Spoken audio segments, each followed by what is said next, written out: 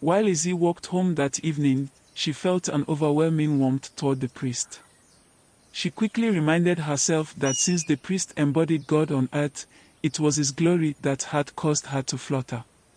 She thought about Chuka and his return in a few months, wondering if she would feel the same flutter and longing with him as she had just felt after leaving Father Ian. A fresh wave of emotion swept over her as the airy night and wavy trees made her chilly. She turned left at the crossroads by the town square and ran home. Chuka returned from university, eager to see Izzy and resume their courtship.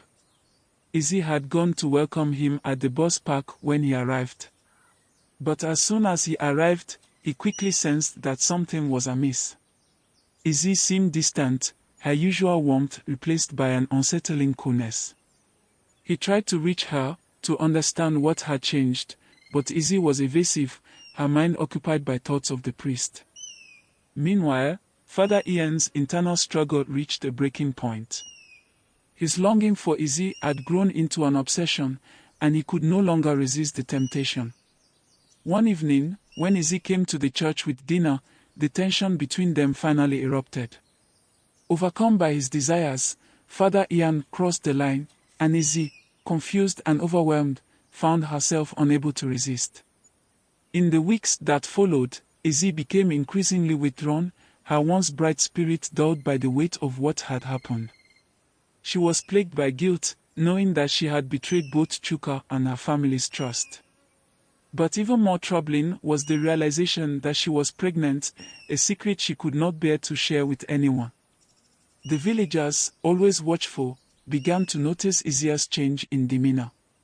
Whispers spread, fueled by Mrs. Akidio's growing unease. She tried, without much success, to find out why her once radiant daughter had become so distant and shelved, neglecting her chores and even Chuka, her betrothed. Chuka, desperate to save his relationship with Izzy, confronted her one day. "Izzy, tell me the truth," Chuka demanded, his voice shaking with emotion. "What happened while I was away?" Izzy looked at him, her eyes filled with tears. "Chuka, I've made a terrible mistake." Before she could explain, Father Ian entered the scene, his face pale and drawn. He had overheard their conversation and knew that the time had come to confess. "Chuka, Izzy, I need to speak with you both." But Chuka was in no mood to listen. Rage surged through him as he put the pieces together. "It's you," he snarled, turning on the priest. "You're the reason she's been so distant. What did you do to her?" Izzy stepped between them, trying to calm the situation. "Chuka, please, let me explain."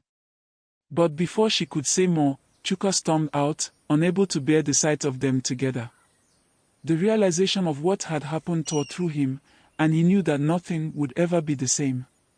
Father Ian, seeing the devastation he had caused, felt his guilt deepen. He approached Izzy, his voice heavy with sorrow. "I never meant for this to happen, Izzy. But we can't stay here. We've crossed a line that cannot be undone." Izzy, who had been grappling with her own conflicting emotions, soon realized that she couldn't face the shame that awaited her in the village. The prospect of Chuka's rejection and her family's disappointment was too much to bear. And despite everything, she still felt something for Father Ian, something that made her believe they could escape this nightmare together. In a decision that shocked the village, Izzy eloped with Father Ian under the cover of darkness, leaving behind her family, her home, and the life she had once known.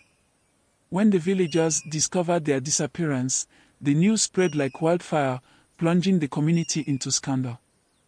Years passed, and Izzy, now a woman burdened by her past and the tragic loss of her son, returned to the village alone. Her once vibrant spirit had been dulled by the hardships of her life with Father Ian, who had since passed away. As she stood at the edge of the village, the familiar landscape stirred a mixture of longing and dread within her. The village appeared unchanged, but everything felt different to her. Her first stop was her childhood home.